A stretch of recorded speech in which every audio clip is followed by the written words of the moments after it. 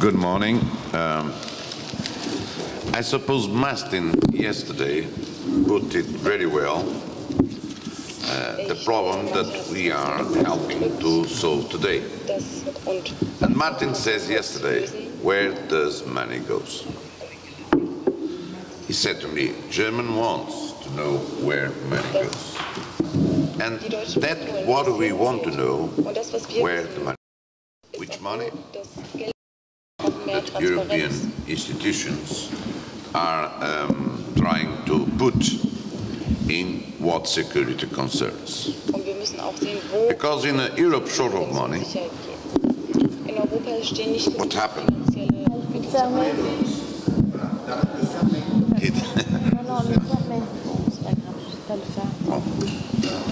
Now it's not where the money goes, but where the micro goes.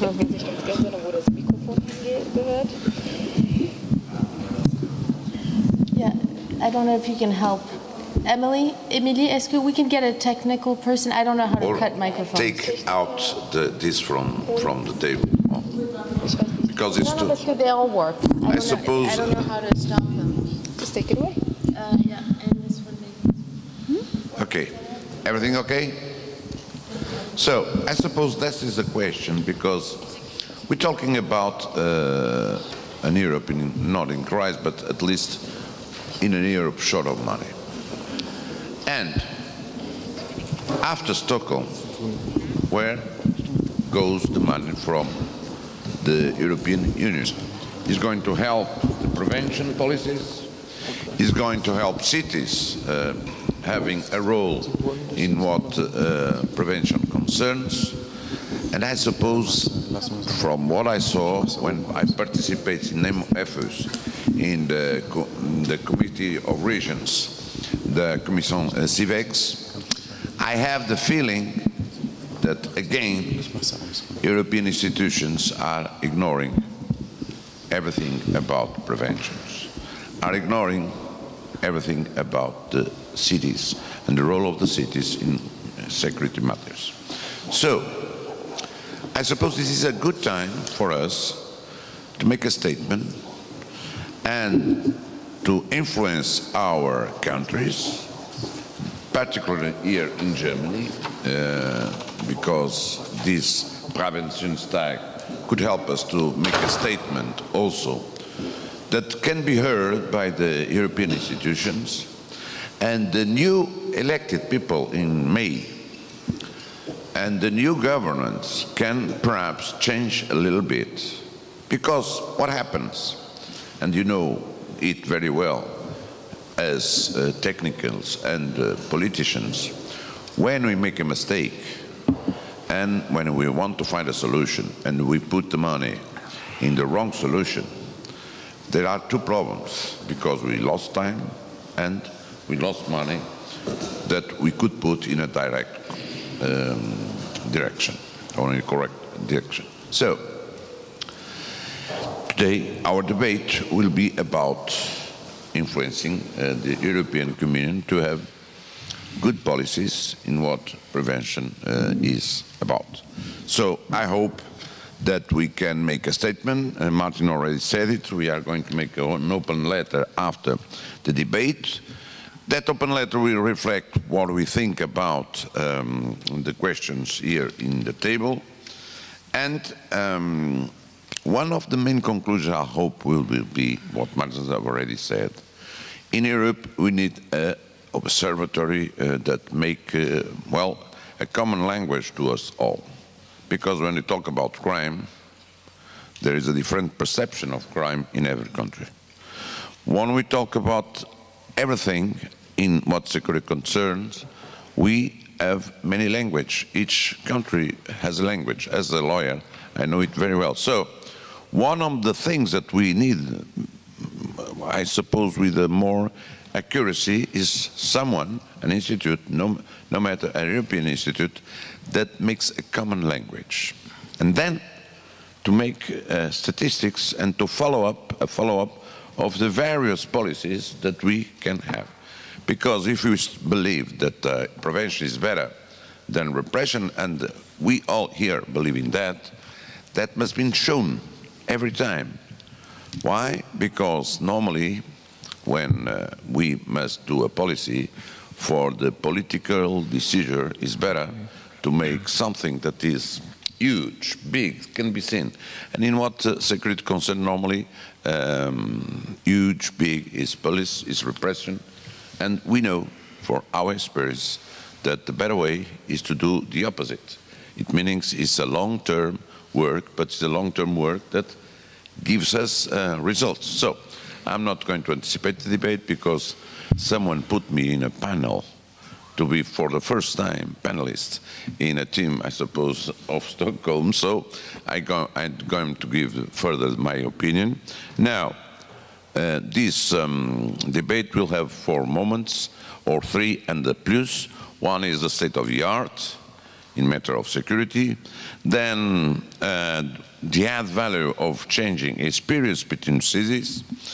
And then what are to be the policies of the European institutions after Stockholm, and the influence that we can make, mainly if we inspire ourselves in what we have decided in Auvergne-Saint-Denis, that is, well, for 5 years, which will be our sacred text that we want to follow. And then, finally, is these 3 points, plus 1, is the open letter to be sent to European institutions, to the candidates, and wherever we can assure that our voice is heard. And hopefully with the help of our countries, because I suppose that we could make a movement and send this open letter in our countries, because that would be, or that perhaps make a difference. If we could send it to the candidates, that would make a difference, because now they are in shape of supporting such a thing. After the election, I don't know if the position is the same. Sometimes it's not, sometimes it's not. But hopefully I expect this a good debate, and I hope you have a good debate. And then further we will have the conclusion. Thank you for being here.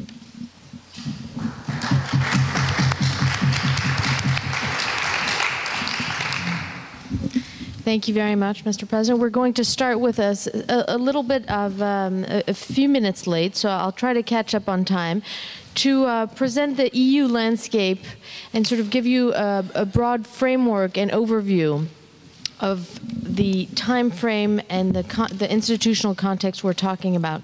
Unfortunately, I have to excuse Barbara Duden from the Committee of Regions, who the last minute could not make it. We, as the President said, we have been cooperating with the Committee of Regions. Some of you remember the conference we co-organized in December in Brussels with the Committee of Regions, and we've also been in auditions working on this future programming with them.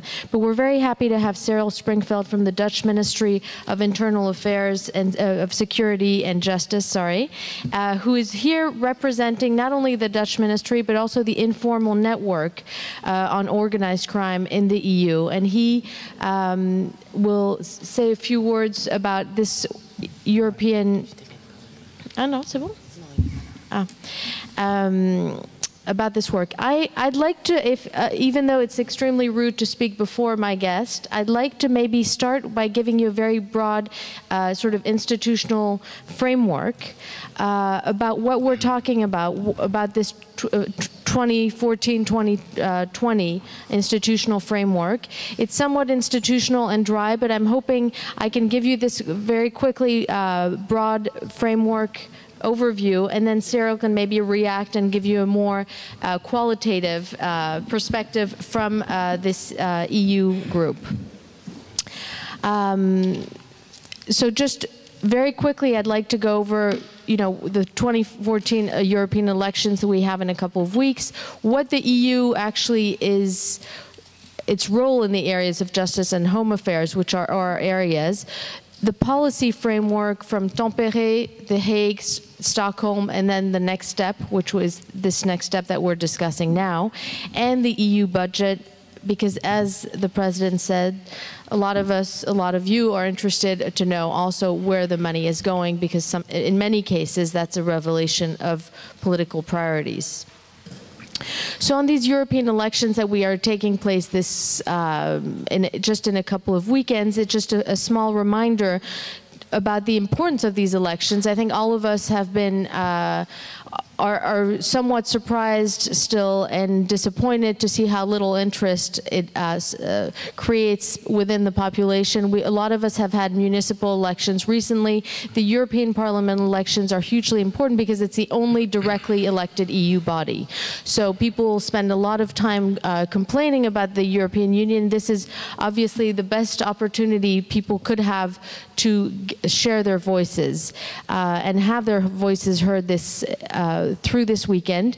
The European Parliament plays a key role at this time in European politics, much more than it has in the past, and I think that's a real democratic progress because the European Parliament is now has co-decision powers with the Council, meeting with the member states.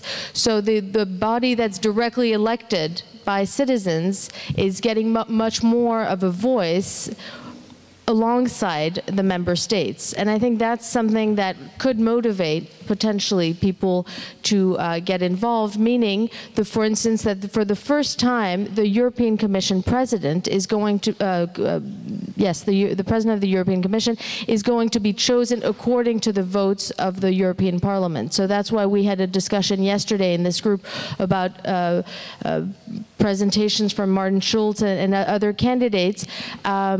This new parliament will really have a say in the future of the Commission and therefore a lot of the policies that we're also discussing.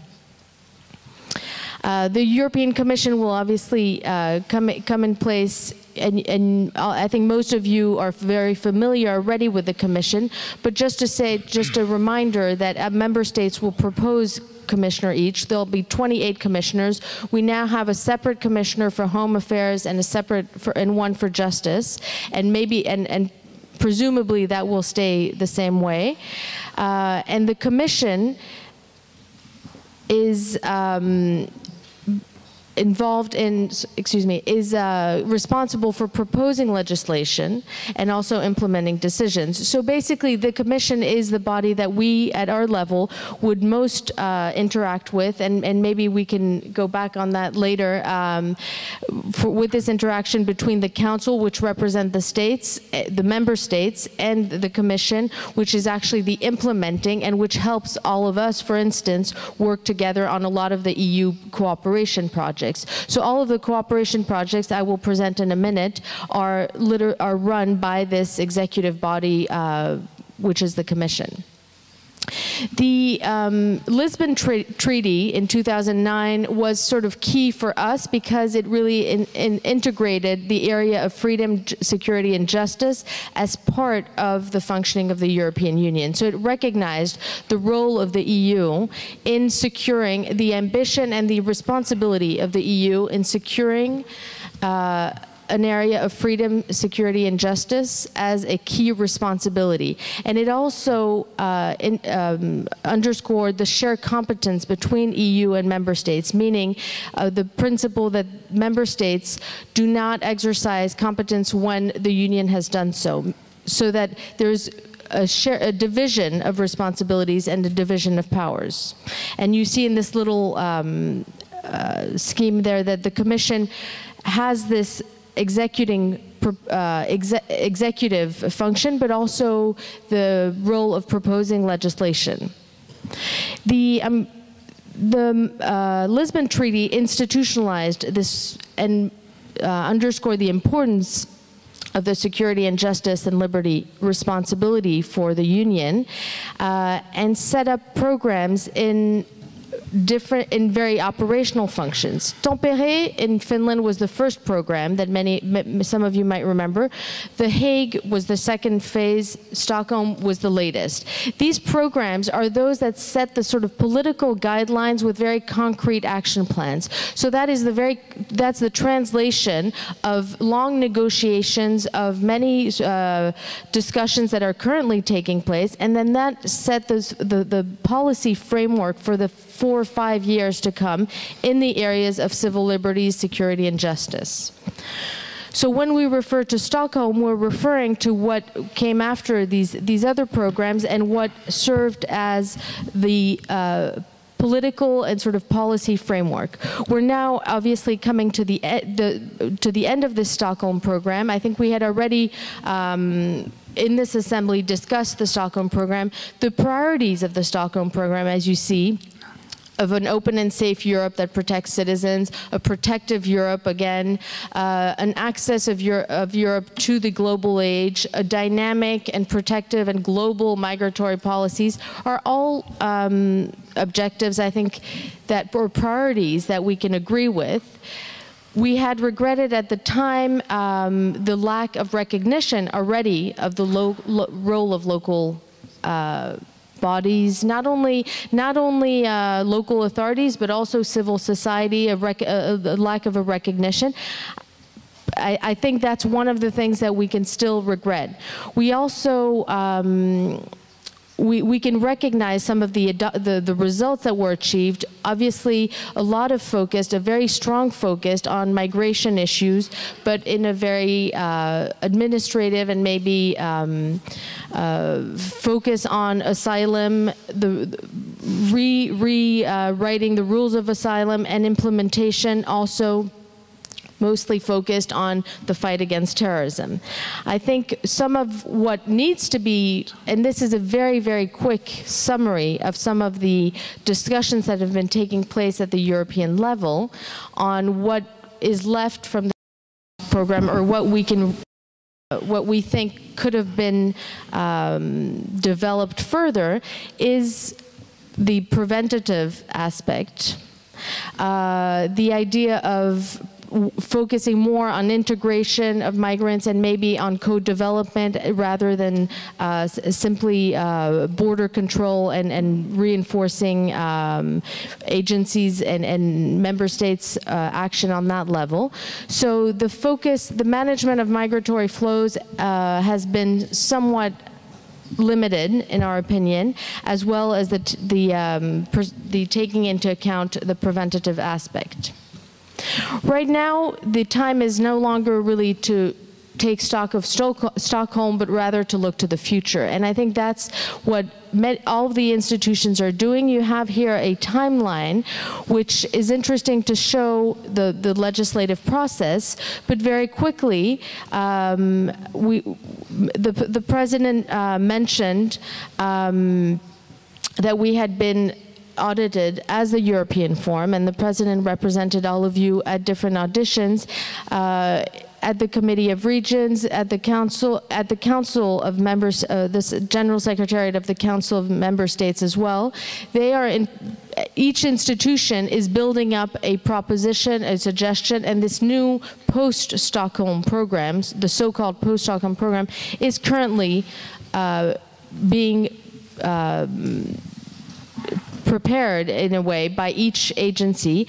There will be the main next steps will be the Council's session in June.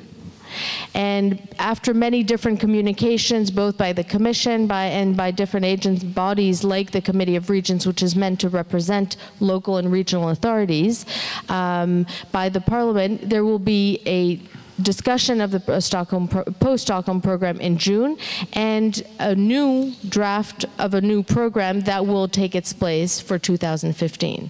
So we are still in the process, and this is why we thought it was important and key for us to take stock of those discussions and also to add our voices, to add your voices to this discussion.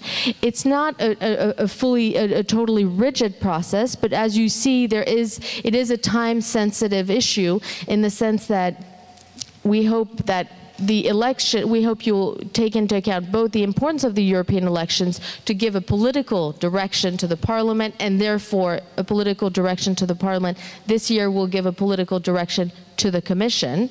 And then this roadmap, this new post-Stockholm roadmap, will be very important also in determining what sort of European work is encouraged between 2015 and 2019, or 2020. So that's the sort of very general framework. I'd like to say a few words about European funding. I'm going to go very quickly because it's quite dry and we have many more interesting speakers coming after me. So I also would be happy to send this by email to everyone and continue this discussion more separately.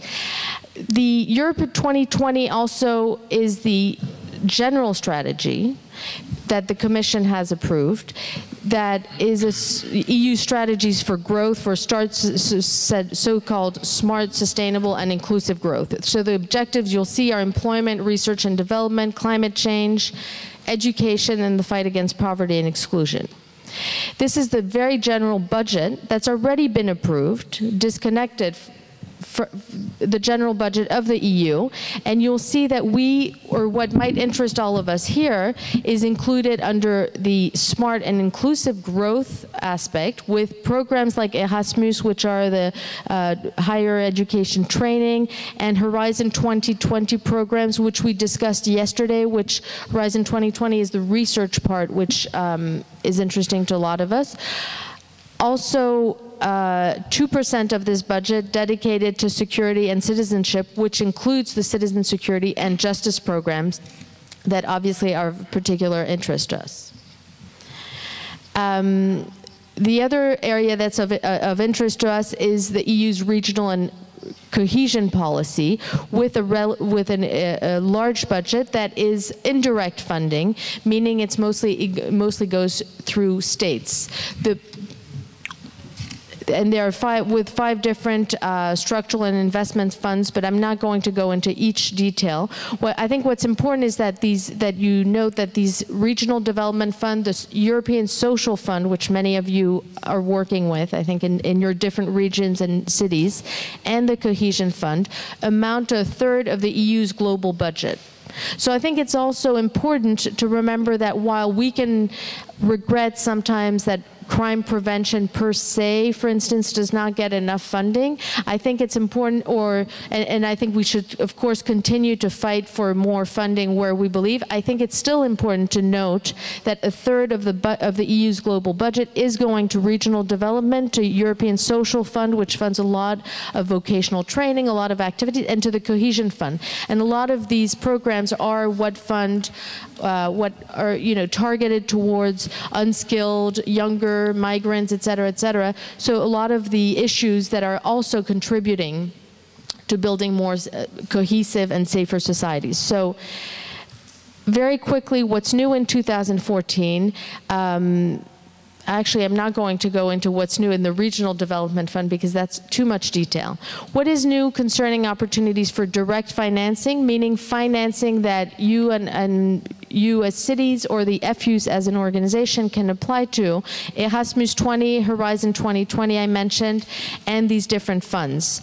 The idea is that Erasmus 20, for instance, which many of you know because that's also what enables students to spend a year abroad and discover Barcelona or Mannheim, or is also focusing now on higher education, for instance, in fields that can be of crime prevention, et cetera, but also on the sports project, for instance, against violence and specifically targeting prevention of racism and intolerance with a relatively huge budget. Horizon 2020, the research program, for those of you who were here yesterday, we were discussing, specifically contains a line on societal challenges that includes urban security, the cooperation between police and citizens, and the fight against organized crime.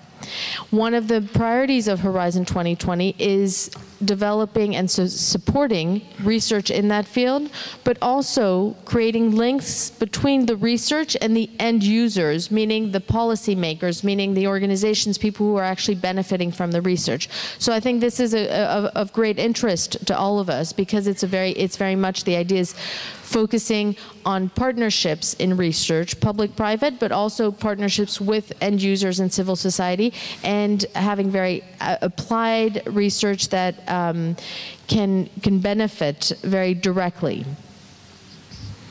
The Directorate General of Home Affairs, with a large budget, as you see, has seen a budget increase of 40%.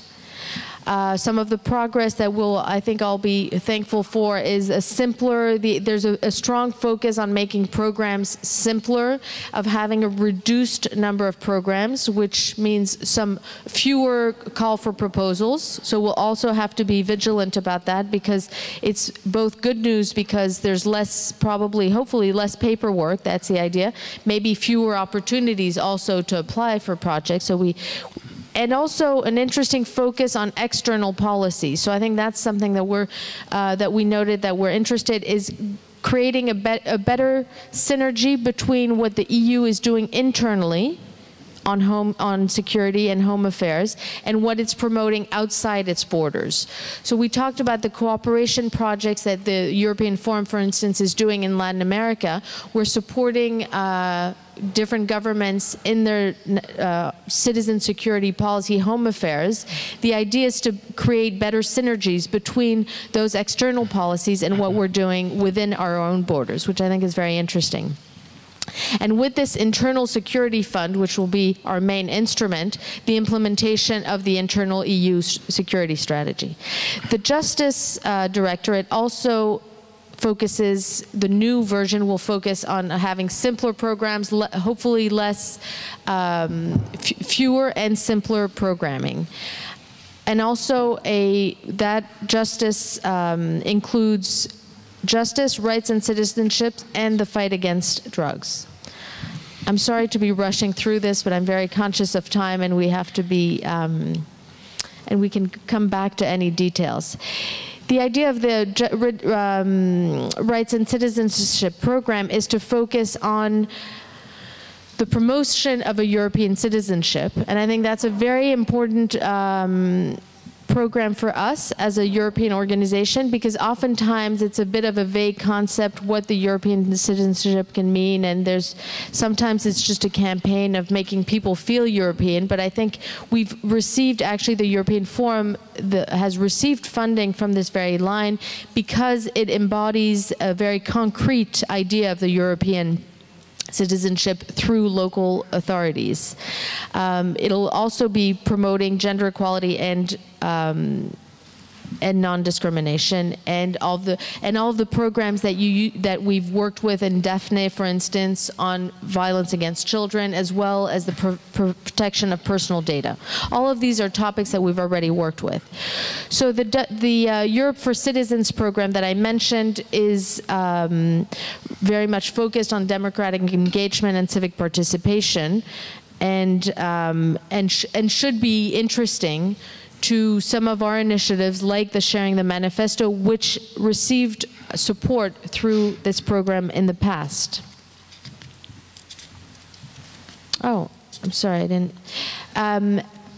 I'm sorry I rushed through this, but I was hoping to give you a very, very broad overview of the programming. And I think what's key to remember is, as you've seen new programs that you will be informed of, and that we are happy to discuss in more detail, but a discussion on two levels, really. One is the political level of what we put in the post-Stockholm, and it would be good to give it a name. I don't know, maybe Cyril knows if there's a name so that we stop calling it the post-Stockholm program, but not yet, probably. No name yet.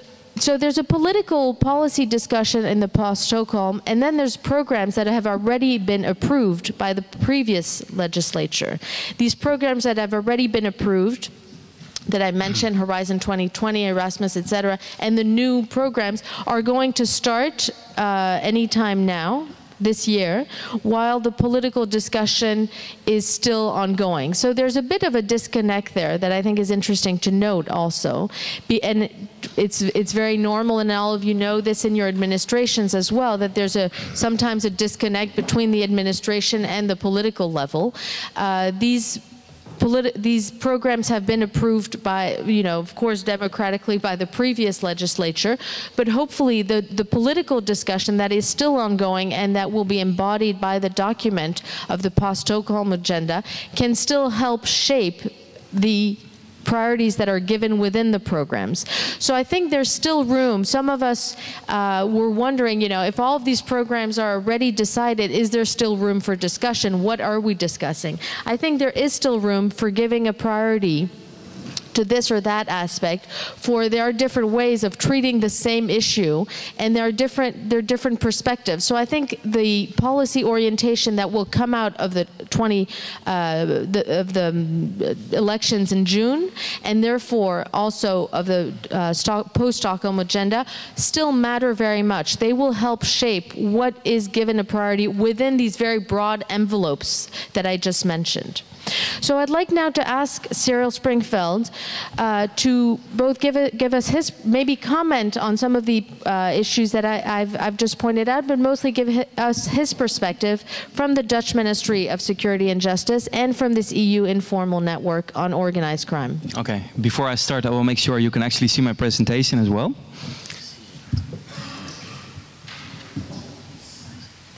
Yeah.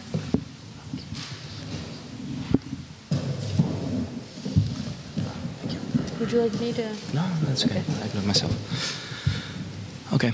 I would like to start by thanking EFUS, your conference today, for inviting me to tell you something more about the European dimension of organized crime. And maybe it's good to mention that I will focus on the role administrative authorities, which also includes local authorities, can play in preventing and fighting organized crime. Actually, it is one of the priorities from the Dutch Ministry of Security and Justice, also towards the post-Stockholm program. So I will give a focus on that one, and maybe later we can also discuss the broader post-Stockholm program. I will start my introduction by informing you on recent developments at the European level in the field of crime prevention, and more specific, the administrative approach. And secondly, I will give insights in what we consider the administrative approach to be, and why it is so important to equip local authorities with the necessary tools. And I will end my presentation by sharing some of my expectations for the new European security policy regarding the role of local authorities in preventing and fighting organized crime. So that will actually be my main focus. Well, as you probably are all aware, organized crime is a dynamic and ever-evolving phenomenon with a global reach. It has a huge impact on the illegal economy right across the European Union.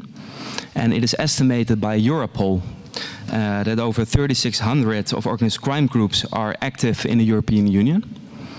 And these organized crime groups are becoming increasingly sophisticated, engaging in multiple forms of criminality. And they are also very resilient and highly skilled at evading the law. Organized crime groups exploit the free movement of people within the Schengen zone and develop new routes to facilitate the trafficking of people, for example, laundering of money, trading in drugs, weapons and other illegal activities. And it is the sheer size and diversity of the serious and organized crime makes it impossible for individual countries or law enforcement systems on its own to deal with it. And equally, legislation, regulation and traditional criminal justice remedies alone will not be effective in making this problem smaller. And therefore, a more multidisciplinary approach is needed, targeting criminal networks, finances and supporting infrastructure. And increased multi-agency collaboration and partnerships involves, for example, law enforcement, judicial and prosecution authorities, public sector bodies and local authorities. And in cooperation, they can be more effective in disrupting and preventing organized crime from occurring. As stated in the Stockholm program, it was mentioned before, administrative measures should be used as part of this overall response to combat organized crime or prevent organized crime. And administrative bodies are often responsible for overseeing compliance and regulation issues in relation to specific business sectors used by criminals in EU member states. Now I will come to the point of why it is so important to apply an administrative approach. Organized crime relies on local infrastructures and facilities in order to carry out its activities. And well, it is almost impossible to carry out illegal activities without making use of the services provided by the legal market. And in addition, criminal groups are always on the lookout for ways to launder the proceeds of crime, particularly by investing in real estate. And when purchasing property, a criminal uses services, including those of a notary, a lawyer, valuer, and a bank. And the risk of this embedding in local life is that the underworld and normal society may mix without this being noticed. And especially at those points where the underworld comes into contact with the normal society, the administrative approach can have a huge impact. And the fact that the opportunity structure can facilitate organized crime also means that the way the opportunity structure is approached can hinder or frustrate organized crime. And wherever criminal practices interfere in society, it is possible to fight the problem via administrative means and tools. And criminals are always dependent to a certain extent on society. And for the majority of criminal practices, it is the case that those involved need premises and or businesses to be able to run their illegal activities. In order to own and buy premises and businesses, licenses and tender procedures are required from the responsible licensing authorities, which also may include local authorities. And it is precisely this aspect that also creates a relationship of dependence with the local authority. And this interface offers the local authority possibilities for actions by using their own powers. An administrative approach offers the possibility of discouraging criminals and criminal groups from moving into the local municipal area, while at the same time it offers the opportunity to driving established criminals out of the area. Actually, in the Netherlands we have some striking examples of this. The administrative approach includes measures like vetting or screening businesses that tender for public contracts and or refusing or revoking permits of businesses that are somehow linked to organized crime. And meaning that persons convicted of having participated in criminal organizations or have been found guilty of corruption, fraud, or money laundering can be excluded from tendering for public contracts or be refused a permit in the end. And furthermore, the administrative approach can be an effective tool in protecting public procurement procedures being affected by corruption, for example, by setting strict conditions and preconditions for persons and organizations tendering for procurement contracts. And I realize these measures are applied by different governmental authorities and at various levels in the different EU member states. In Italy, for example, companies that wish to obtain a license must also be in possession of an anti-mafia certificate. Maybe the Italian colleagues can say something more about it later on.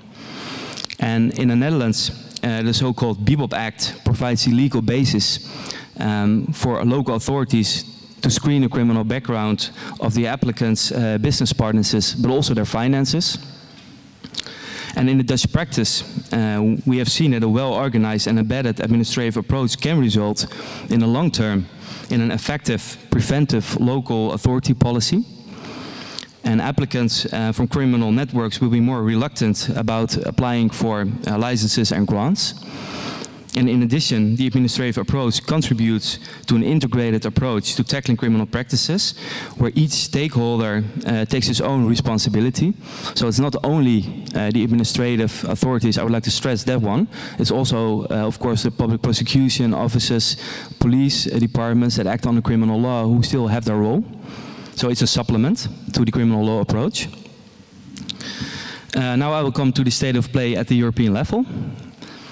Well, it was already mentioned, but over the last years, a great deal of attention has been devoted to the administrative approach at the European level, especially within the context of combating and preventing serious and organized crime. And in fact, the Stockholm Programme, the European Commission's Internal Security Strategy, and the work program of the High-Level Committee for Internal Security, COSI, They all view this approach as a useful supplement to actions that already are undertaken by the member states under criminal law. And the administrative approach was already subject to a range of initiatives.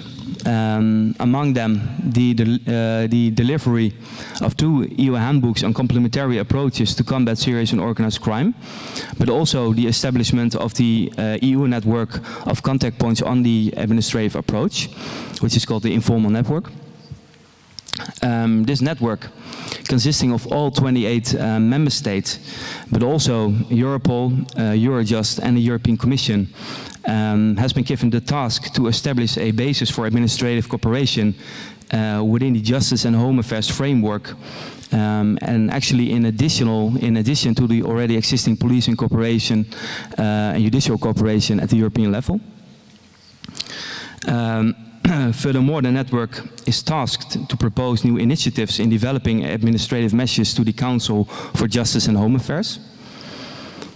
And the network is supported by the Europol Platform for Experts, the EPE. So this, this means that Europol is also involved. And this EPE aims at facilitating the sharing of knowledge in order to promote and apply techniques in the domain of the administrative approach more widely between EU member states. And I would like to stress that this only contains non-personal data.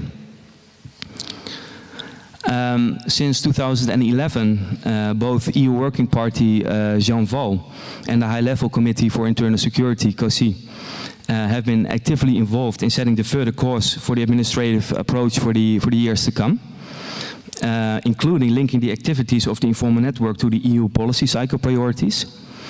And for this purpose, COSI approved the work program of the informal network during its September meeting last year.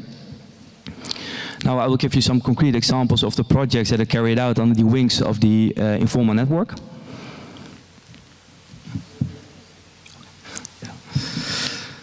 The first project I would like to mention is the project that has started on the 1st of January last year. And this project is financially supported by the European Commission, actually ISAC funded. And this project should give substance to the request from the Council to assess the possibilities to strengthen the exchange of information between administrative authorities, law enforcement agencies and judicial authorities. And the aim of this project is twofold. First, it seeks to explore in a selected group of 10 member states to what extent administrative measures are applied in practice.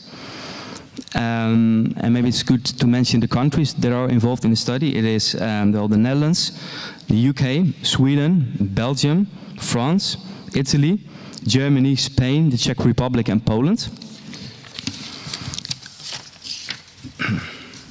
And for this purpose, an analysis is made on the possibilities for member states to carry out preventive screening and monitoring of applicants of permits, standards and subsidies, but also the powers to close premises when public nuisance occurs around those premises, but also the possibilities to seize assets of criminals in the framework of administrative procedure, so outside the scope of criminal law, if that is possible in a member state, and other methods that take place under the administrative law. The second part of this project seeks to explore if there are any possibilities to exchange information between member states for administrative purposes when it comes to preventing and fighting organized crime. This is actually very ambitious, and we will see if something comes out of this study. And this study is carried out by the universities of Tilburg and Leuven and runs until December of this year. And its recommendations should lead to follow-up actions to be taken by the informal network to the JHA Council. And another project I would like to highlight, which also involves local authorities, is a project between Belgium, the Netherlands and Denmark. And this is a project that takes place within the EU Meuse-Rhine region on how to develop an administrative approach for local authorities against organized crime. And one of the main aspects of this project is to establish partnerships between local authorities, such as municipal administrations, local police, but also social welfare departments. And the Regional Information Expertise Center in the Netherlands, in which a lot of organizations cooperate, works together with the city of Genk in Belgium. And to establish, and they will analyze to what extent the Dutch instruments can also be used in Belgium. And to establish whether the applicable instruments can also maintain their use in the third member state, a partnership has been set up with Denmark. And this should lead to an EU manual on how to develop administrative tools for local authorities in the fight against organized crime. And the results of this project will be reported and disseminated through the national contact points of the informal network, so also for your own country, as well as through the Europol platform for experts. And I also would like to ask your attention for the EU handbook on alternative and complementary approaches to prevent and combat organized crime. And this handbook was recently updated and contains contributions of EU member states on best practices of fighting and preventing organized crime phenomena, such as trafficking in human beings and money laundering. And this handbook contains a specific paragraph on local authority powers in member states for this specific purpose. I would like to stress that we don't do this work alone as a network. This network works closely together with the European Commission, which I already mentioned, Europol, Eurojust, as well as other stakeholders, such as the European Crime Prevention Network, and the Committee of the Region also attends our meetings. But I have to be honest, active involvement of local authorities is still missing within this network. Therefore, I think it would be great if EFUS would be able to join the next meeting or meetings of this informal network. These meetings take place in Brussels, in the premises of the European Commission. So it's really Brussels-based meetings. Now, slightly, do I have some more time left? Half a minute. Oh, half a minute, okay. Okay, because now I want to, maybe the most interesting part, about the future EU policy. Because, well, the administrative approach had a promising start at the European level, but we believe, the Netherlands believes, it is essential to further deepen and develop the role of administrative authorities within the future JHA framework, so also the role of local authorities within this approach. Well, more specifically, administrative cooperation needs to be strengthened within the multidisciplinary fight of transnational crime forms. And well, in practice, it is often not possible for administrative authorities to gain essential information in cross-border cases that is necessary for the successful application of the administrative approach. And in order to be able to build on the results achieved over the last years and to give a follow-up on the running EU projects I just mentioned, it is important that the future JHA framework contains a passage on the need to further develop the administrative approach at the European level. Also taking into account that this approach also most likely is going to be one of the priorities of the Netherlands during its European presidency in 2016. So now I've come to the end of my presentation. I hope I'm still in time. So if there might be any questions, please feel free to ask them now or later on. Thank you. Oops, is this working? Yes. Thank you so much, Cyril. And I'm sorry to rush you, but also thank you for your invitation, which I think on behalf of EFUS we can all gladly accept, and we'll discuss how we can move forward on this partnership. Thank you so much. I think there already is a question. Thank you very much for your presentation. You mentioned that there's a practical handbook for local authorities that they can use. I'd like to connect that handbook to what Martin was saying at the beginning, that security is also attached to society's sense of well-being and the rights that people enjoy. Have you, in this practical handbook, also looked at linking with other EU institutions, such as the Fundamental Rights Agency, who also have a handbook that I'll be presenting a little bit later, on how local councils can integrate other complementary measures, such as fundamental rights, to help increase security? Is that something you're looking at actively? Thank you.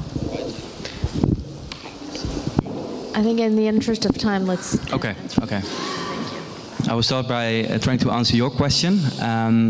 These handbooks are actually very practical, from a very practical level. So it only contains examples of multidisciplinary cooperation within member states. For example, the SOCTA examples, or national, I think the name has changed, but so it's not a very, so it's more from a practical level. So member states can learn from each other. So it doesn't contain also the fundamental rights aspects of it. So, and I think maybe to jump into the first question, because I can imagine and I know that there are some difficulties or huge difficulties in other member states for, when it comes to involving other than law enforcement agencies and judicial authorities in the prevention and fight against organized crime. So that's why it's absolutely not our ambition to make some sort of a European administrative law or something. But for example, when it comes to if member states themselves choose to also include administrative authorities or local authorities in the fight against organized crime, right now there's no legal basis for the sharing of information. So if they, based on the national legislation, have a role to play in the fight and prevention of organized crime, then we're trying to seek if there might be some sort of if we can seek some sort of a legal basis at the European level. And I can imagine, I know that's a very difficult question, and I have to admit, within our ministry there are a lot of different opinions on this subject as well. But at least that is the attempt we would like to do, to see if there might be some sort of, if we can develop some sort of a basis for at least acknowledging the information that member states use and need for fighting and preventing organized crime.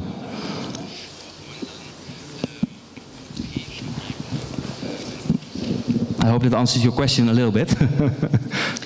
Thank you very much. I think this does show that this is a conversation that needs to be continued, and I know I see some of our Italian delegates here who also would have a lot to contribute. So I think this is definitely something that, thank you for helping us open that conversation, and we will continue it. I would like to now pass the floor to the next panel, and as we've taken a little bit of a delay to start, I'd like to suggest that we actually do not take a coffee break. I think you can help yourself to coffee or water as the day progresses, and maybe we can take the lunch break at noon instead of 11:30, so that we give the next panel its proper amount of time, and then we'll just have a half an hour that we'll catch up. Thank you so much to our speakers, and let's ask Christian Speck to come over. Wolfram Jaeger, Maite let us come join us here. Andrea as well, Yves and Lisek, yes, and we will leave our. Talk slowly, I will try to. The president of the German Forum said that our region, our federal state, is divided in two parts. He comes from the region that earns the money. I come from the part where they grow wine.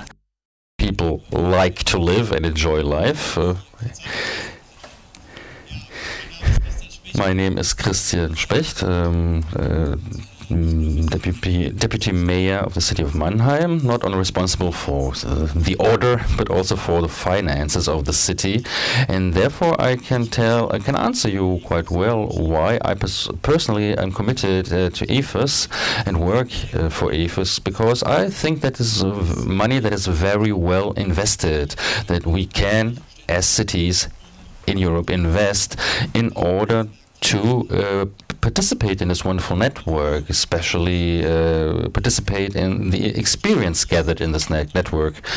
I would like to give you one concrete example that maybe is also a topic in your cities. I know from some European colleagues that they have similar problems. It is about the internal migration within the European Union, European immigration, and the consequences also on the aspect of the change of the criminal scope of the affected cities. Of course, this is a very political topic, not only 3 weeks before the European elections. Yesterday evening, I came from I came back from an event with some European deputies of my city. It was an event which involved citizens, and the topic was how to deal with this immigration, in our case of Romania and Bulgaria. How to deal with this. This was the central topic. It was the topic that was of the highest interest for the citizens in my city, which made them look very critically at the European Union. So you see that the work of EFUS within this topic or these topics has a large, huge importance on how we can change the image of Europe to them. Mannheim is a city with about around 300,000 inhabitants, similar to Karlsruhe, and since for the last 4 years we have had higher immigration of Bulgarian and Romanian EU citizens who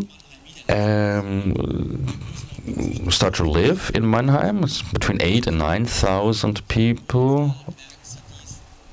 Of course, compared with the number of inhabitants, we are almost at the top of what we can handle compared to other German cities. Of course, the interesting thing is that we are dealing with European citizens that are enjoying their European freedoms. And this topic is very sensitive because we as cities also want these rights to be lived. They are basic rights. They are the basis of our European life. And therefore, of course, we have to do everything in order to protect these liberties of free movement. So nobody wants to raise limitations and barriers, but on the other hand, we have to consider that an immigration of certain out of certain countries leads to problems in cities and certain quarters. The immigrants, or most of them, get very often or become very often victims of criminal structures. They abuse the immigrants when it comes to access to the work or to the labor market or the apartment market, where they have to pay rents of 100 or 200 euros just for one mattress in very bad conditions without sanitary installations. And very often they get abused by people who belong to their own community, a national community, or sometimes from the local community who take advantage of these people. And therefore, this is a very complex situation. And for this reason, the cities have to cooperate. Several authorities have to cooperate within the different cities and between the different cities. In Mannheim, we started working on various levels when we noticed that immigrants start applying for business. We saw that many of them had forged documents. They weren't able to speak the language adequately, and we then noticed that very often they are victims of criminal structures in Germany or in our city. And it was important to talk with the police, with customs, and with tax investigation, bring these authorities together to work on this sector, and we have installed a working group here that deals with exactly this problem. On the other hand, we said, what can we do in order to integrate the immigrants in our society, because the survey of the immigrants showed us that most of them don't want to go back to Romania or Bulgaria. They said that every situation in another EU country is better than going back home.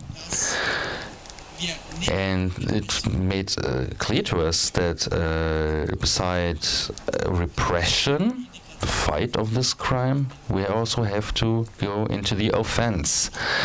We have to give these people the opportunity to participate in social life and everyday life. For example, we have started a visitant service where we have hired people who talk Romanian and Bulgarian in our administration that go and visit these people at home and give them consultations, educate them about their rights that they have here, and also provide them with vaccinations. And very often the families under these circumstances and the lack of integration. And this program is funded mostly by the cities themselves, and in Germany, 8 affected cities have made an alliance in order to make an appeal to the federal level. And here I would also like to thank EFUS. Also through EFUS, it was able, we were able to take this to the European level. And on the last executive meeting, we talked about this topic. Thank you very much, the persons involved. Because we think that this is not only a German problem, it is a series of European cities like Rotterdam, Aubervilliers, where and other cities have or are facing this topic. I want to use this example in order to show that in the future it will become even more important that the EFUS network will get more powers, more lobbying powers in the future. Because these are topics that affect all of us, and such topics have to be put on the agenda, especially when it is such a dramatic topic like interior immigration. And if we look at certain programs for the future or political questions and debates, they're always talking about immigration of people coming out of Europe and not within Europe. And this is something that we should consider, that this is also very important. And we have to question ourselves, what are the motives of for these people to immigrate? That it has a lot to do with poverty and other aspects. And we in Europe have to question ourselves where or whether we should agree on a minimum standard in all EU countries in order to prevent such migration or migratory movements, that we have minimum standards also in the countries where people immigrate to. And this would be important for us to be able to address such topics. Another aspect that I want to mention, we're not talking about, in Mannheim and Karlsruhe or Rotterdam or Paris that these problems should be dealt with locally. It is also about getting in contact with communities in Bulgaria and Romania that we have now visited in order to see locally what is necessary in order to get an understanding for the immigrants. What do they lack there? What is missing there? And wouldn't it be more in the sense of the European idea to follow the idea that the minimum standard in these communities in Bulgaria and Romania should be established there, so that the people don't have any reasons anymore to move away due to poverty or due to other problems with the authorities there or crime that exists there. And for this, it is important to have this, to establish a contact network with cities and communities in Bulgaria and Romania. And we want to put this on the agenda because this has an also a European importance. Unfortunately, I have to leave now due to a political event, but I hope that you will continue to have a nice meeting. I'm confident that EFUS will or does have an important, a vital, crucial time in front of it. There is a study that was presented now at the large Congress City of Tomorrow in Brussels, where an urban agenda was discussed with the title, "If Mayors Would Rule the World," was the title of one event. How would the world look like if mayors ruled the world? But we don't want to go that far today. But we can make Europe a little bit better if we strengthen local powers. Thank you.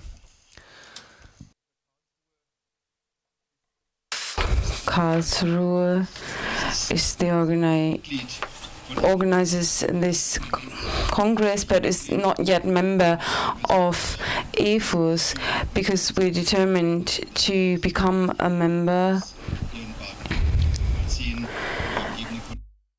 Just heard the colleague from we similar cities size-wise, and because of that we want to become a member and want to expand our contacts. And also what we've seen so far here at the Congress has convinced us even more. And I think we've already thought about the possibilities and topics that we, as the city of Karlsruhe, could add to the discussion, especially to the program and work of EFUS at a European level. And you've seen we, the city of Karlsruhe, have our Congress at the Schwarzwaldhalle concerning cyber crimes. And this is an important topic on an international level and concerns everybody that deals with the new media on a daily basis, because I think we all use these media. And we, as the city of Karlsruhe, have a lot of experience in this area and want to add value to the discussion. We look, for example, at cyber mobbing and other topics that have also an influence on the administration of a city. Cyber mobbing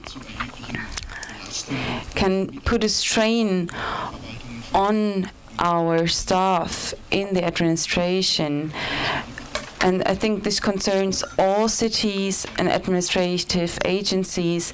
And I think we should all work together on this topic, because it's also a huge damage to the economy. And this is important to all of us, even if I'm not the mayor in charge of finances.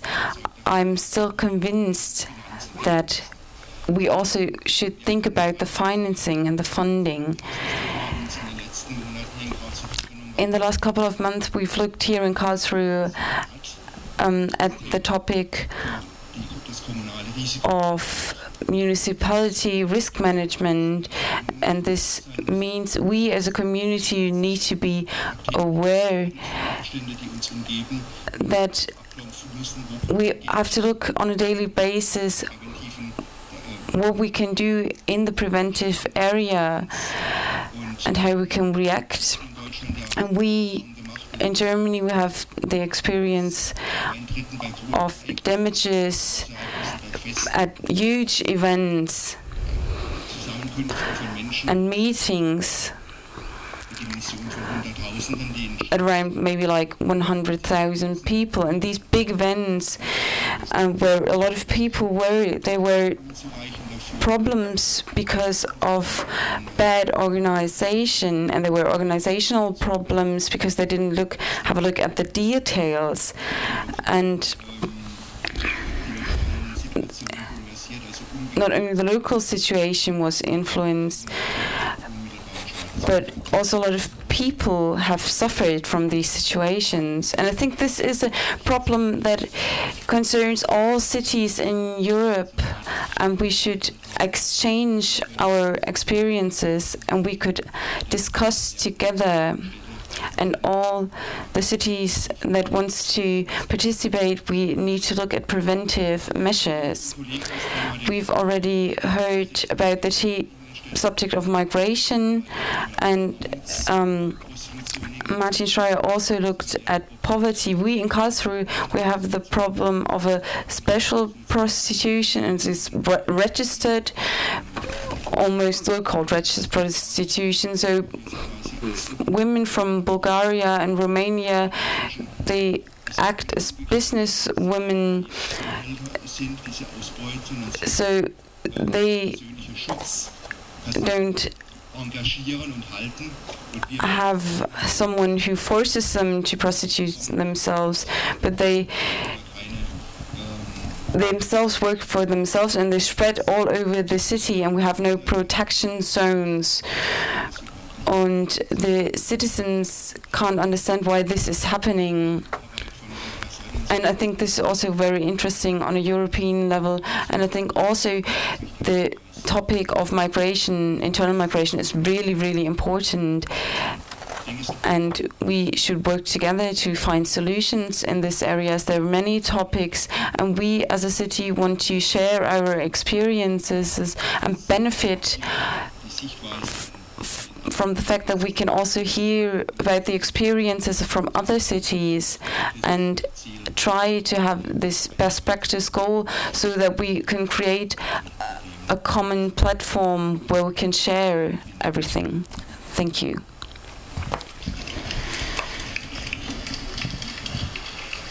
And I'll go on to what I was saying this morning, cooperation across borders,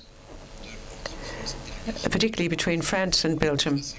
But first of all, regarding security, in our snapshot, I can tell you that the mayors in Hainaut interested in participating in a forum like this with German mayors, but we do this too at the national level, in the French-speaking area, in the Flemish-speaking area of Belgium, but also we're involved in the forums at the European level. And why? Because our mayors are responsible for public security. They are the ones who are responsible for law and order. So they are the ones with the means of carrying out this task.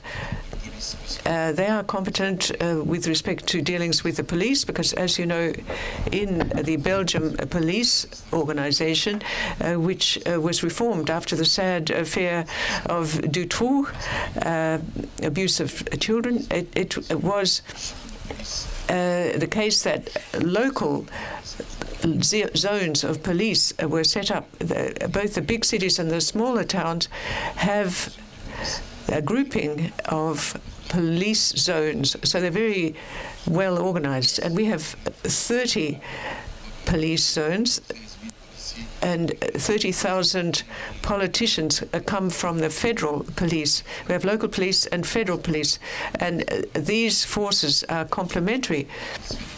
But the local police have the same competences administratively as the federal police, and also with respect to judicial services. And the mayors here might be interested to know that the mayors are responsible for public security in their small territories. They are enabled, for example, to forbid demonstrations, or if there's a dangerous building, they can close it. They can take initiatives immediately on various issues. They organize at the local level, as I've said, but also internationally with the governors of the provinces at our own level. And I'll tell you that at the very beginning, Belgium had a lot of provinces and that have changed a lot in the meantime. ENO is the one that has changed the least. We have a special status. The governors of the province can also impact on the police budget and the attributions of their activity and so on, but the governors are also called upon to coordinate the police forces. Or if there's an emergency situation, they can send the fire brigade as well to help them if there's a disaster or a major problem. So it's the role of the governor, of which I am the advisor, to be responsible for that. We can say the governor is the hinge between the local and the federal police. So we call them a director and coordinator, a DIRCO, a composite word. And so the governors are particularly aware when there are major events going on that might necessitate police intervention. Something that might be a subject of a seminar of the European Forum would be the role of local police. We've heard about their role in Holland. We've also got regional police, and for example, in Catalonia. But we don't have regional police. We have local and federal. The fact that the different areas, Wallonia, the French-speaking area, and Flanders, Flemish-speaking area, have a different right, means that isn't a necessary structure. But when it comes to civil responsibility, like closing a road or a highway or dealing with a flood, these are dealt with then at the federal level.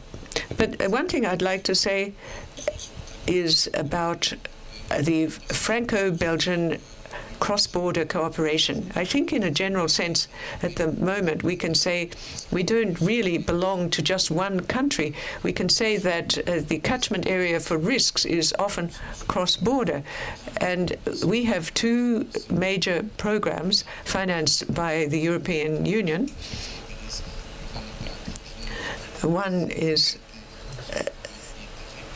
called Interreg. Well, I'm sure you know about Interreg. We'll be hearing more about that at the end of summer. We're still in Interreg 4. Interreg 5 is on the horizon. But with Interreg 4, there's a brochure that you can obtain. It's in circulation. But it's about civil security or safety, where the police and the fire brigade are mentioned. What happens if there's a disaster? If you have catchment areas of or basins of disaster, you have them of first aid as well, of rapid response. And in the minutes following, you can gain assistance. We had a pretty terrible experience, a disaster, a couple of years ago.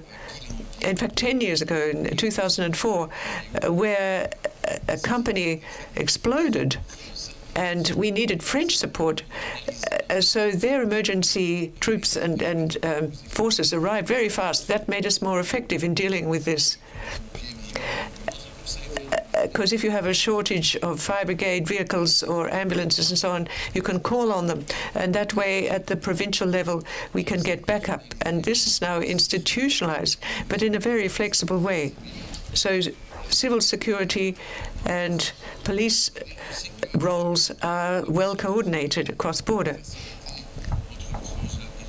It's easier to operate between France and Belgium because in cross-border cooperation, which is my topic here, you have the province of Hainaut. It's in the south, and Western Flanders, which goes up to the coast, and what we call the northern Pas-de-Calais region in France. And this makes 10 million inhabitants, several thousand square meters, and 2,000 small towns. This is because there hasn't been quite so much merging of towns or formation of agglomerations as there has been in Belgium. So in France, there are still a lot more smaller towns. And the major challenge that has been mentioned this morning too is that of crime, of course. Well, this is a region which is central in the European sense because you have the Franco-Belgian axis towards the Netherlands, you have the direction going to Britain, and then you have France, Belgium, Germany as an axis with various phenomena that we have analyzed over the years, around these last 4 years in particular, to try and identify our problems. The first one is that of drug trafficking. And with all the sympathy I have for my Dutch colleague, often we've asked why we have different legislation in coffee shops in the Netherlands, for example, or Belgium and France, a lot stricter. And so we have a route from the Netherlands through Belgium to France.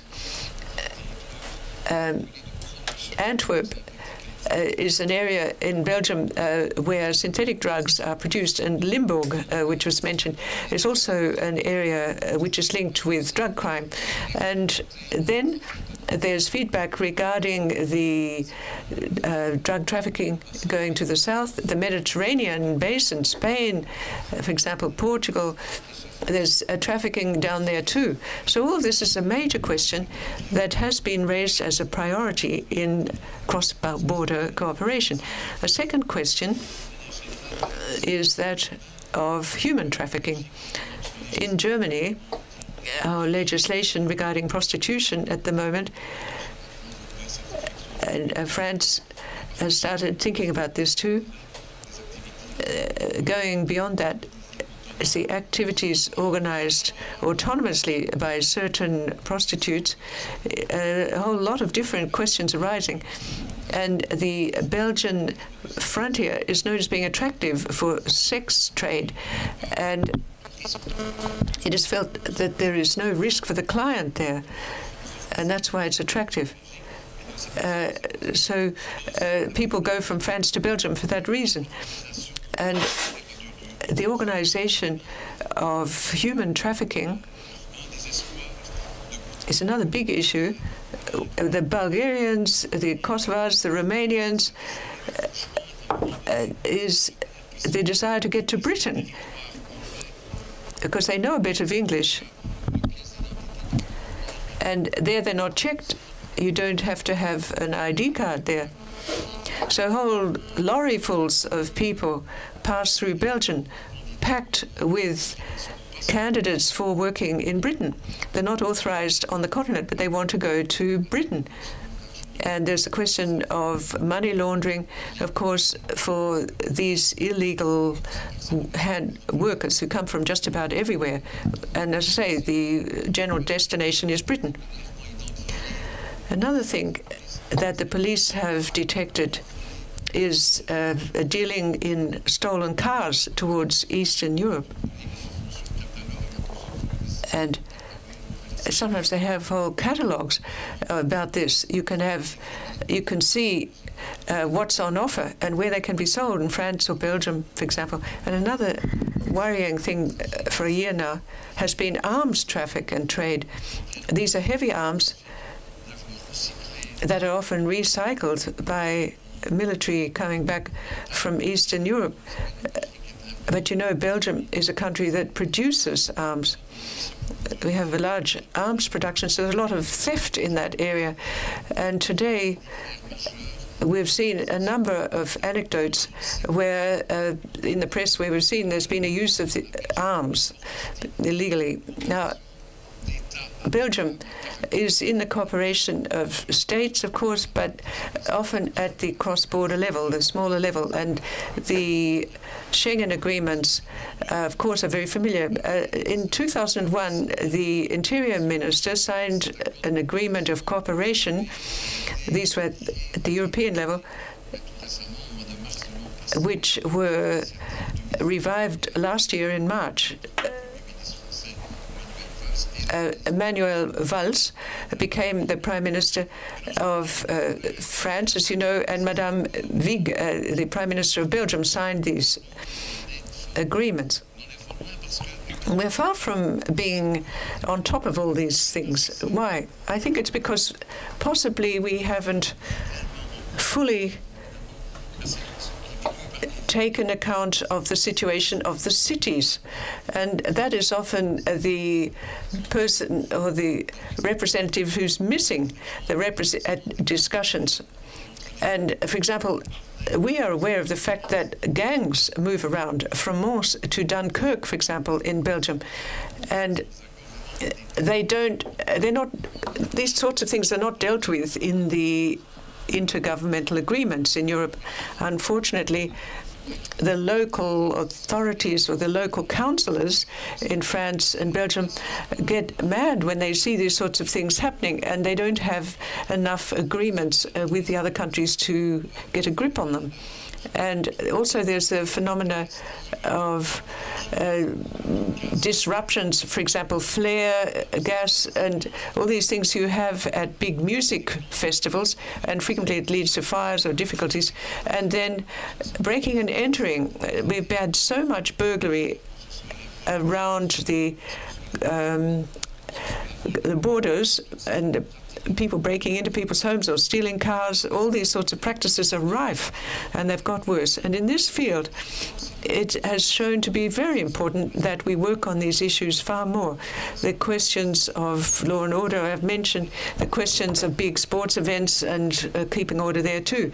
Generally speaking, and this morning I heard how important it was to have a realistic approach, and it was very close to the local level.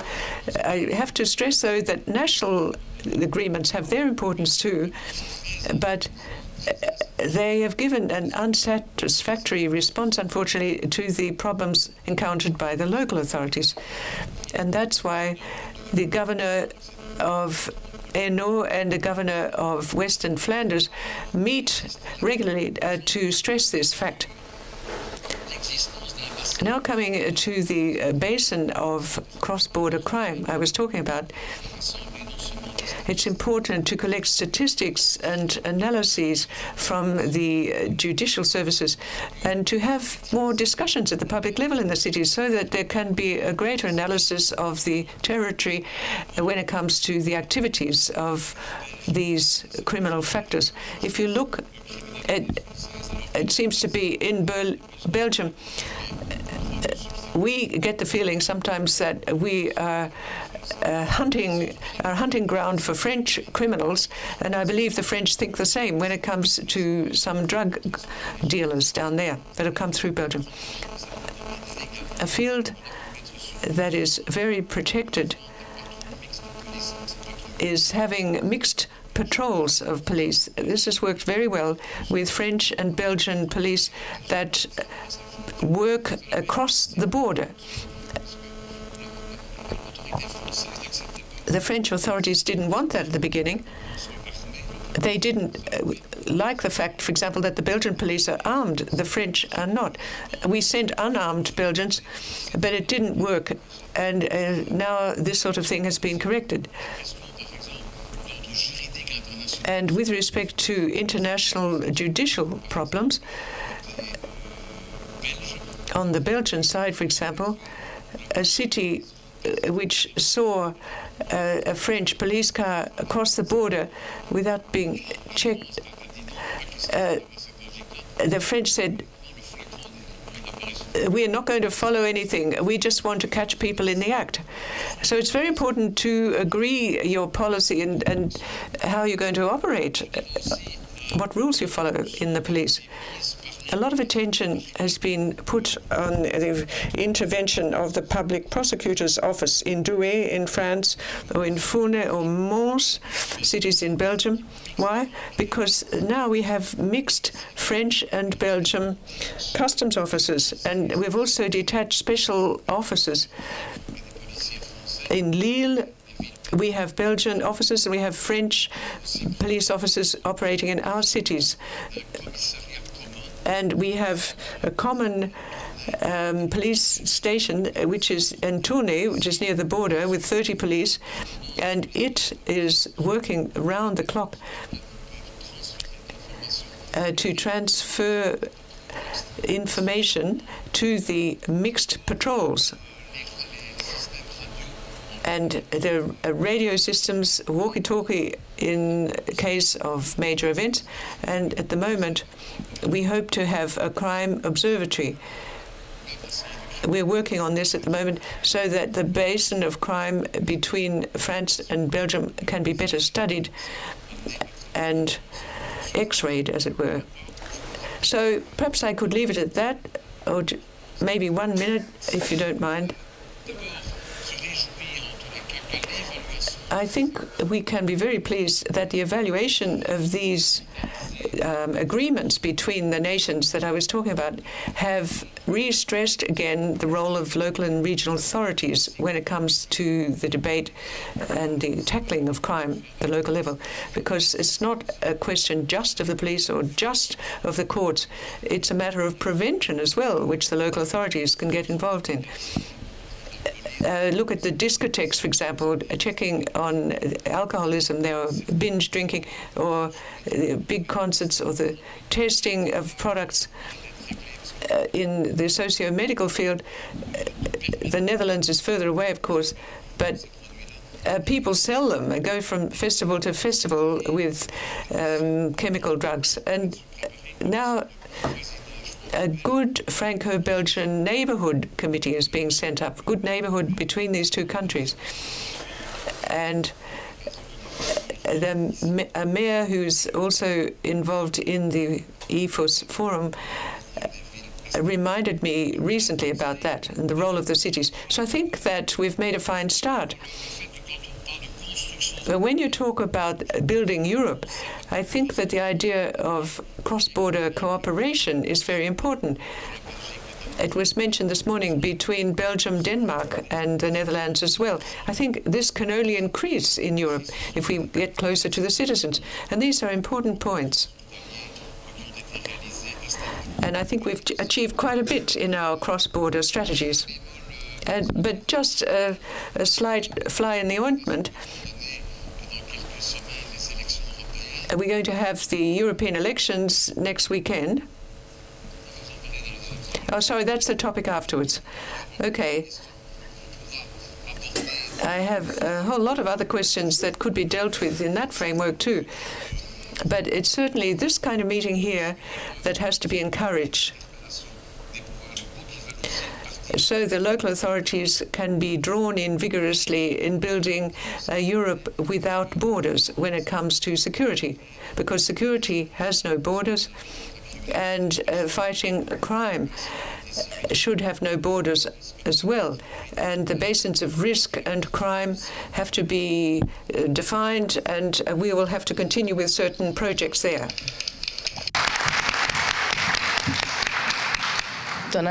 Well, thank you very much. That was a very rich intervention, and you raised a whole lot of different topics. I'm sure we could stay here for a long time talking about them, and I invite you to do so during the break. Valkzak, sorry for the pronunciation, head of the Municipal Guard of Gdansk, chairman also of the Local Safety Commission of UNOV of Baltic cities. Thank you very much. I will be very short. I am military, so I go back to the main point. Prevention is better than... It's okay? Perfect. Yeah, you need to be closer to the closer, yeah? Prevention is better than cure. The obvious truth is not always obligatory on ordinary day. It means that we can assume that the events, the riots which took place in Stockholm can appear in our cities. Local Safety Commission of Union of Baltic Cities members, an organizer of many conferences and working meetings to exchange best practices on cities' safety and security problems, agreed that to solve most of them, we must think and act locally, use crime prevention programs and practical actions. We agreed that crime prevention should be done on national, regional and local level, but we also convinced that everyday prevention on the local level is not only the most expected by the community and citizens, but also the cheapest and the most effective way of stopping the crime. It comes from a conviction that we have better insight. We better we understand the problem. We have sources by hand, and we are acting quickly. We think that close and good relations of local government and its services with citizens create a unique opportunity for fruitful cooperation. We think that it allows for joint discussion and research which bring decision makers essential and crucial knowledge how, why use their sources. They also help them to understand the factors which causes the insecure and threats and dangerous situation. We think that they should know what kind of action makes sense, what doesn't. They must have its own strategy. They have to set objectives and what should be done first, and act properly. As a good example of action supporting the idea I am speaking of, it can be our project, our commission, which is only 3 years old, on the title Building Urban Safety Through Citizen Participation from seed money facilities. Trying to find the answer if it's possible to cooperate in better terms. We think that we should rethink some ideas because the situation has been changed. We also think that crime prevention, to be more effective, should be started very early at schools and even in the kindergartens. We think we should teach young people how to behave in a responsible way. We should encourage them to stop and build safety and security surroundings. We think allow them to be a part of it brings not only effects but also engage them. They feel like a part of it. We think that it can be achieved by not only by ordinary classes, by play, contests, practical actions, but by alternative actions, like sports, for example.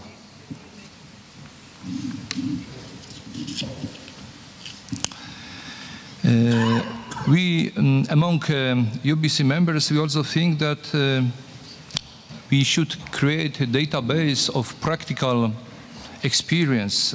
Think about a handbook written by locals for locals. We think that decision makers need to look at the security issue from the managerial point of view. We agree with our host that research, practice and policy is important, but we also think that we should play according formula, plan, do, check and act. Decision makers need support not only from community, citizens, which can be achieved by discussion and meetings, but also from the media. We have the a working meeting with Stockholm, with Swedish colleagues, and they indicated that the media has a very bad influence what has happened in Stockholm. So we think maybe in the near future we also should discuss the role of media in the safety and security management process. We think that decision makers also needs support from internal team, but also from external team. We think that leadership also focus on their style and notice the linkage between how they behave on every day and what kind of result they achieve. Sometimes they have very nice, big ideas, but on ordinary day they are simply wishful thinking. They act against what have been said.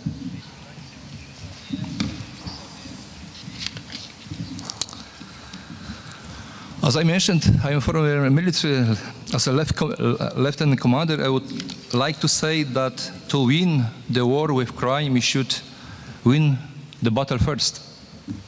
It can be made in the terrain, it means locally. This is the way how we can achieve the success. But we are sure that prevention on a local level can make difference. Thank you.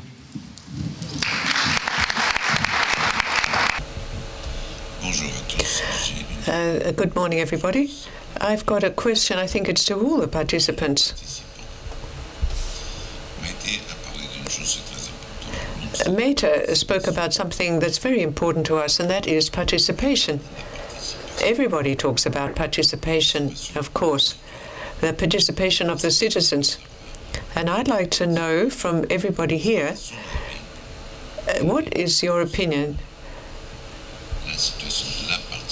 What is the situation of participation in each country? We've got Italy, Spain, Germany, France, Belgium, and Poland. Everybody keeps repeating like a mantra, the citizens must participate. People believe in it,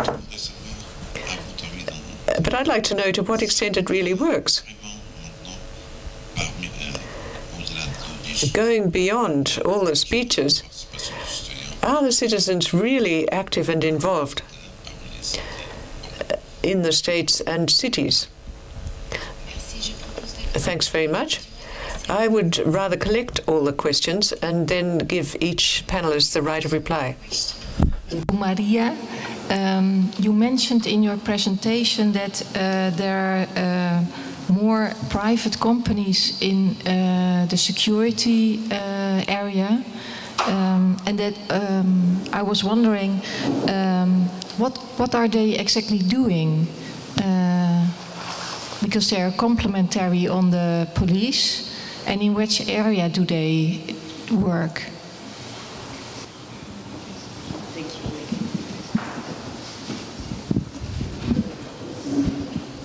Thank you. Many of the panelists and some of the comments from the audience have mentioned migration, covering also irregular migration, human trafficking, basically the movement of peoples. My question picks up on what the chair has just said about participation. How can cities and local authorities reach out to both irregular and regular migrants and people who have been trafficked and get them to participate in a dialogue with you to solve these problems? Most of them are by nature scared of authority, whether that's a policeman or a civil servant, and therefore they try to avoid you. What schemes can be put in place to get them to engage? And maybe picking up on the last speaker from Poland who said a handbook written by locals for locals, perhaps that's one approach, is to get migrants and irregular migrants to actually write a handbook and advise on how they would like that dialogue to happen. Thank you. Qui veut commencer à répondre? Maïté, peut-être?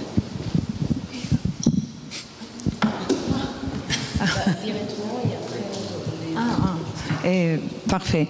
Et je pense que j'ai des questions. Et I think the first question was to the president of EFUS. Regarding participation in Spain, I can say it isn't very well developed. All the participatory activities of the citizens are based on information. But I was saying today that Europe and the administrations have to encourage participation, but by that I meant getting them to participate in decisions, not just to be informed, but to take the next step of helping to decide. And when I explained the example in Catalonia, the human chain, that was one where the participants participated logically in the decisions affecting their demonstration, where it was going and what it was going to do and what the impact would be in different venues. So like that, I think that public administrations like us have to work to get the citizens involved, not just giving them information and increasing transparency, but also in creating mechanisms so that they can take action and participate in our decisions. In Catalonia at the moment, I think there still remains much to be done when it comes to improving participation in decision-making. That's the situation in Spain with respect to citizens' involvement. And the question about private security, in Spain, the system is extremely controlled by the public system. That is, when I spoke of private services, these are always private companies. It's not associations of citizens, it's commercial companies that provide private security services. In Spain, there are administrative monitoring checks. There's a lot of intervention in this field by the government. You need to have an authorization, a permit, before you can operate altogether. There are tight administrative controls. And once a private security firm starts working, they're still under the administrative eye. Where do they operate? Well, only in properties, only inside a certain property. And sometimes private companies can provide a service on the public roads. That's something new. That was part of new legislation recently. Private services can be provided on the public highway, but always under the supervision of public security services. I hope I've answered your question. Zum Thema der Bürgerbeteiligung in Deutschland ist gerade das Thema Bürgerbeteiligung in den letzten. We'll talk about how the citizens are involved in Germany. This becomes more and more important in Germany. In our city, we have different concepts, and we have different workshops, programs, where sometimes selected citizens are participating in. They have different topics, and this is how political decisions are made, and they influence the political decisions, and they have to listen to what the citizens have to say on the different topics, and there are special forums. There are these consensus conferences that have hosts. You have two opinions that are stand in contrast to each other, and there has to be a compromise at the end. And this is how we get citizens involved.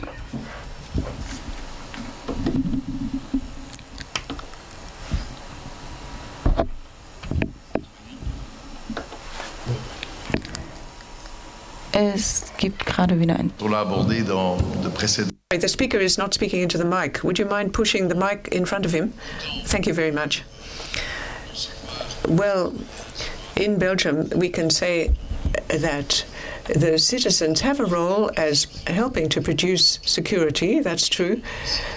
And there's also an idea that the link between the services and the citizens and the police is perceived a bit differently in southern countries than in northern countries. In Belgium, there was an initiative called Neighborhood Security Initiatives.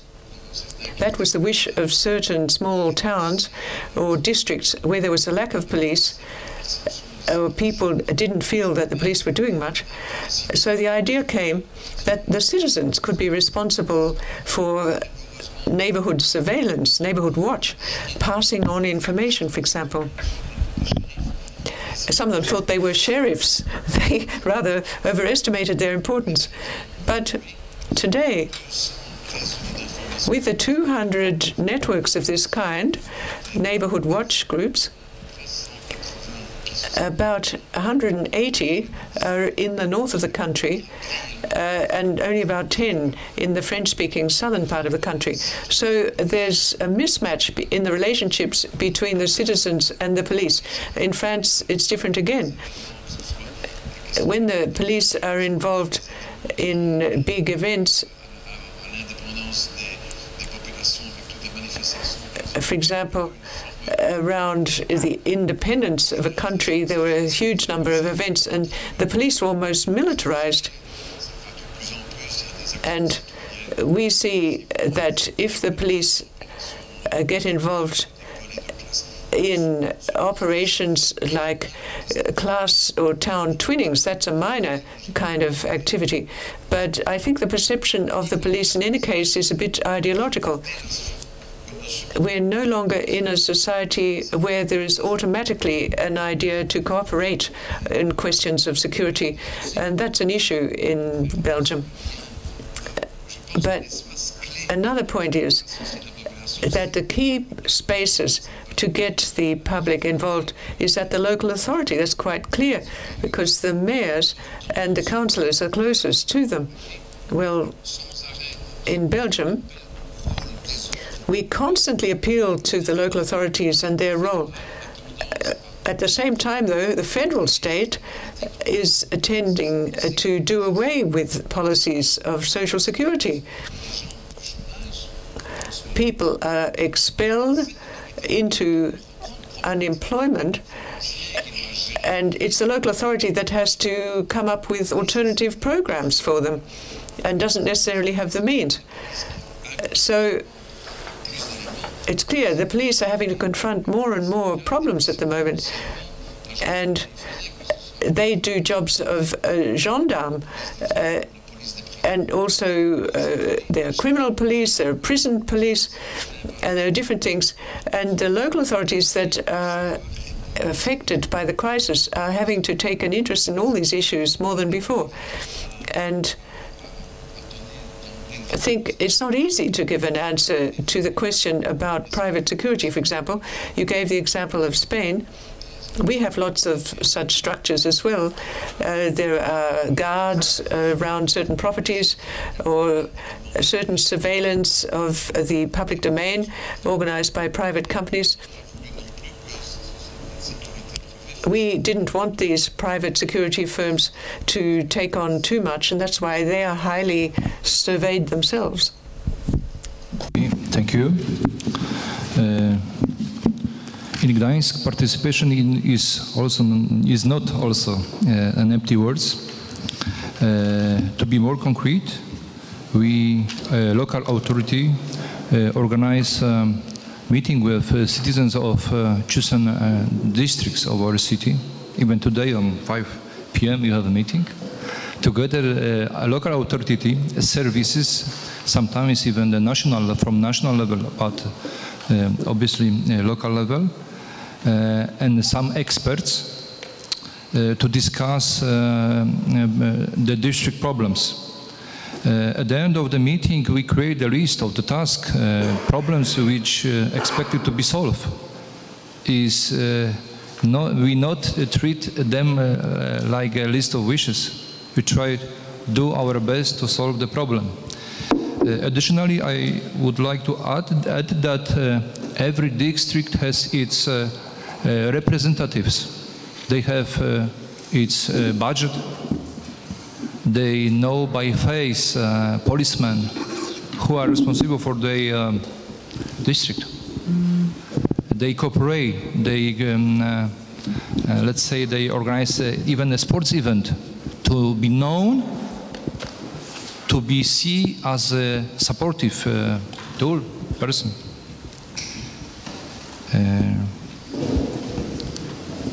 We do a lot also to set the meeting even the needs appears. So we not expect that the calendar, according to the plan, we meet with the citizens. We also are very sensitive for the calls. If they really need, we try to organize the team, depends on the issue, and go to them or invite them to us, try to solve the problem, or try to suggest the way of solving the problem. Thank you. In Milan, we have a similar experience with, we have a lot of local committee of citizens, and all these committees are focused on a particular, on a particular problem about a single street or a park or the problem of the writer and so on. And the municipality of Milan has a dialogue, a constant dialogue with these committees, even if they are too much focused on their single problems. So we are trying to help them to make another step, to pass from their single problem to a more general point of view about all the district, all the town. In this month, for example, it was important because a committee against a writer began to polish and to clean the wall of the city. So they they passed from to be against to be for, to do something for the town. And another important experience is about the local, the neighbor policeman, because the street that are patrolled by the patrolmen are decided in common with the local committee and the district council. So the civil government work in order to decide with the police how the police acts and works in Milan. And the third thing about the question of immigration, that about the Syrian, there was a general mobilization of the town. So we have in the meantime the young Muslim and the civil protection, the no-profit organization, the municipality of Milan, working all together to help to support these families. And it was very important because for the first time it was created an effective network between these different organizations with, for example, the young Muslim in the town. And in the meantime, a lot of citizens bring their blankets, bring any hygienic kits and so on to help them. So it was a general movement, very effective and I think very, very beautiful. So.